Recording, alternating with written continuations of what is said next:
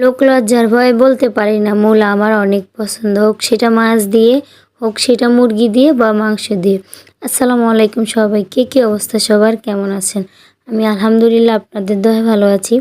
তো মূলাটা আমার বরাবরই সবসময় অনেক পছন্দ, আমি সবসময় অপেক্ষা করি।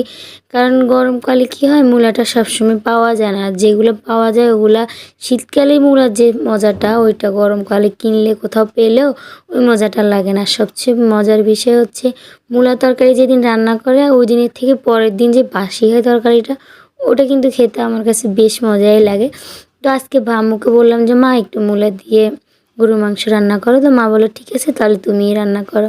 তো এই তো আমি এখানে মাংস নিয়ে নিলাম আর 1 কেজি মূলা নিয়েছি। এখানে 1 কেজি গরুর মাংস, 1 কেজির থেকে একটু বেশি গরুর মাংস আর একদম 1 কেজি পুরো মূলা দিয়েছি। কারণ আমার কথা হচ্ছে মাংস কম হোক সমস্যা নাই, কিন্তু মূলা আমার বেশি হতে হবে, মূলাটা আমার এতটাই পছন্দ।